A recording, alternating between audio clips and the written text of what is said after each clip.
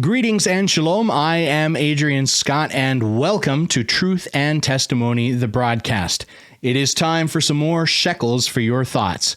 And I'm going to change gear a little bit here in this video, and that is intended to be a pun, and you'll understand why in a moment. So I was going to take this opportunity to talk a little bit about bad drivers. And there's a lot of definitions for that. And if there's one way to ignite a comment section, this could be it. But yeah, so one thing I do see, and I mean, perhaps this is a perspective shift as I've gotten older and just kind of start to see things a little differently. But it feels like to me, overall driving habits seem to be getting worse. At least in the part of the world where I'm at, which is in Canada. But I know I can speak from experience that we've seen very similar things through most of the parts of the United States that we've been in as well. So those two countries definitely share that. I can't speak for a lot of other places in the world. I don't know what the overall driving habits there are like. If anyone lives in somewhere other than the US and Canada, and you want to drop a quick note on what the situation's like in your country, please feel free to do so. But I can tell you that here there's a lot of... Okay, first off, I just want to preface by saying that I am going to connect this to Scripture. So I am taking this as a biblical interlude, but it's going to take me a minute to get there. So hang in there. Number two, it is my perspective on driving, and I've kind of got my own thoughts on it. So really, this is just me opening up the chest and speaking freely to you. So it is absolutely my opinion and my perspective on it. I also would like to say I don't think that I'm a perfect driver. I am completely capable of making mistakes, and I can think of a few times that I have, and I just straight up got lucky. I will say when those situations happen, I really do make a very concerted effort to learn from them and not repeat those mistakes, which is good because there's so many other mistakes available to make. Anyways, I don't think I'm perfect, but one of the sarcastic comments that I've often said is I'm not a perfect driver, but some of these people around me on the road make me look really good because they're that much worse, in my opinion. There's things like, one I will mention is speed limits. Where I'm at, in the part of the world I'm at, west coast of Canada, we do have our posted speed limits. We have one speed generally for highways and freeways, and we'll have another typical speed within city limits. That can fluctuate a little bit. There are things like we'll have playground zones and school zones, which do have you slow down, or at least supposed to slow down. But for the most part, most cities will have a set speed limit. And just to put a number on it, so again, we're all in metric here, but so our speed limit, generally speaking, within towns is 50 kilometers an hour. Some areas of some towns might do 60 kilometers an hour. There's other areas that will even drop down to 40. Those school and playground zones generally drop down to 30 kilometers an hour. And then most highways and freeways can go anywhere from 80 kilometers an hour to over 100. I think about the fastest I've ever seen is 120 as a posted 120 kilometers an hour as a posted speed limit. But that's not that common. Generally, it's 80, 90, or 100 for highways and stuff. But that's kind of the rough numbers of where we're at. So one example I can mention was driving down a street and actually passing into a school zone. The school had just let out, so there were actively children all over the sides of the streets. And in this particular area, again, this is another thing that, so where we're at, often you'll have your roads. Then when you get off to the side of the road, whether it's a single lane either direction, or you might have two or more lanes either direction, but at the edge of that, you'll have curb, and it raises up a few inches and you have sidewalk, which is pedestrian territory. There are other areas where they may not have those curbs and sidewalks. It might just be a dirt or a gravel side to the road.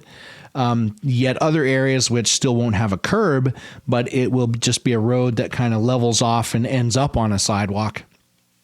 So there's different variations of that. In this particular case, it was a paved road, one lane in either direction. There was a little bit of a gravel shoulder, and then there was a paved sidewalk. Now, all the kids were up on this paved sidewalk, again, on either side of the road. But I dropped down to the posted speed limit. Yes, I can be guilty sometimes of not dropping all the way down to 30. But in this case, as there were kids everywhere, I absolutely went down to 30. And a car went blazing past the outside of me on the gravel, partway up on the sidewalk, doing at least double, I would say greater than double the speed that I was doing. So he was doing no less than 60 kilometers in a 30-kilometer zone. I suspect more. Just about took out a couple of kids on the sidewalk because he didn't want to slow down to 30, is my guess. Right? You have to be careful on that because you never know. Sometimes there are crazy extenuating circumstances, right? And I have to acknowledge that perhaps his friend or spouse was in his or her friend or spouse was in a major accident and were bleeding out and he's on the way to the hospital or something to that effect. I don't know that this was the case here. I don't think I saw multiple people in this vehicle, but so I assume it was just impatience and not wanting to wait. Many other times of being on roads where on our roads, we'll have areas where you can legally pass.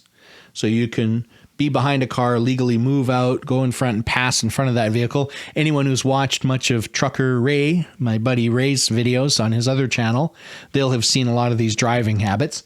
And that's fine. But there's other areas where you're not permitted to pass. Usually there's a reason for that because you're coming up to a hill, so you don't know what's coming the other way over the hill, or it might be a blind bend in the road or something like that. In other words, you can't necessarily see what's coming. So don't pass. If there's a vehicle coming in the other direction, neither one of you may have time to react properly if you've moved over. So you wait. Generally, those passing lanes are going to be in straight, clear areas where you can see a fair distance ahead. There was a section of road, and this is on my daily commute to work. This one actually only happened maybe a day or two ago.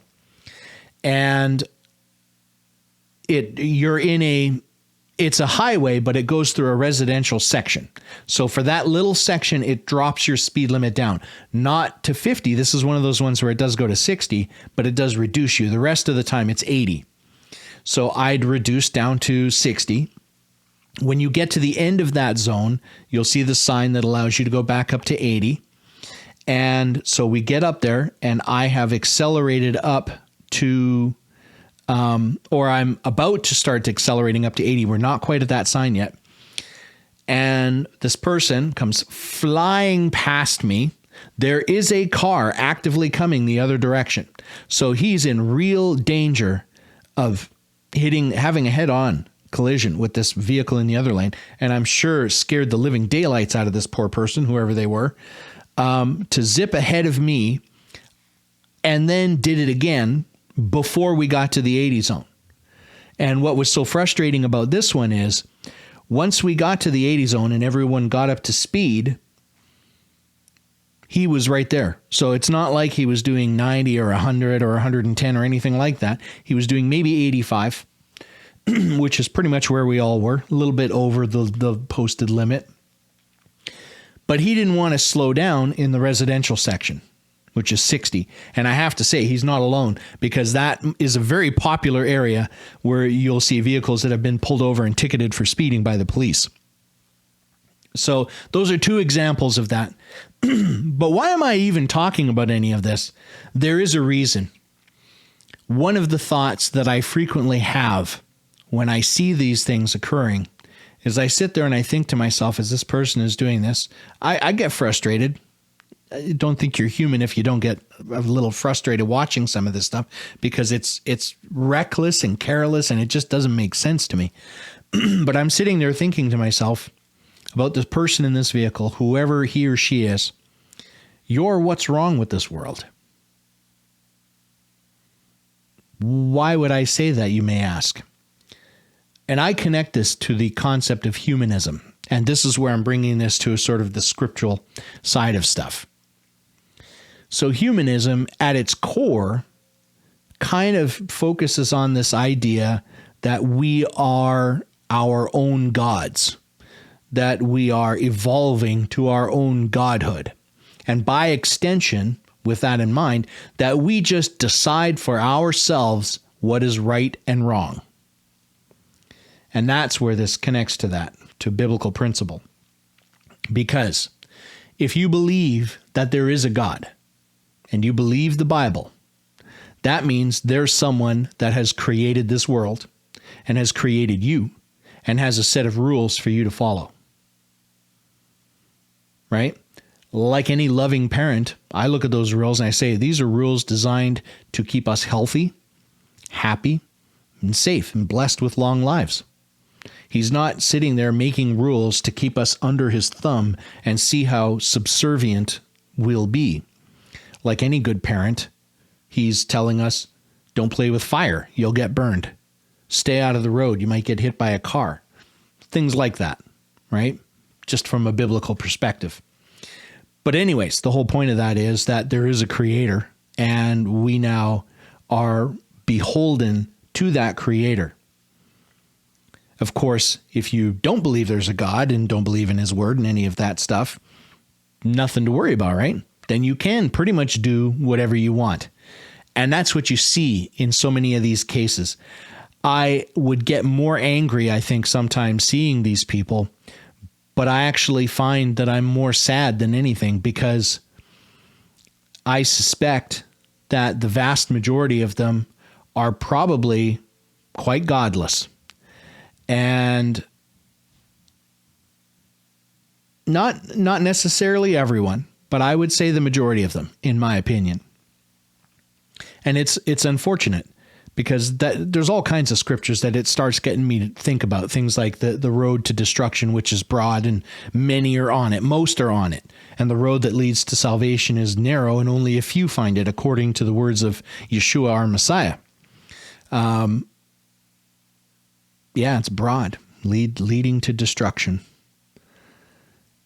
And there may not be destruction right at that moment in their car. I suppose sometimes there probably is.